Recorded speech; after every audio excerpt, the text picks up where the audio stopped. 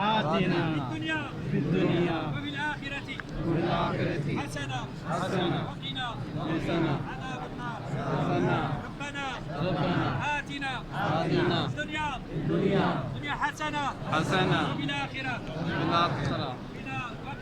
وقنا عذاب النار يا عزيز يا غفار بسم الله الله أكبر بسم الله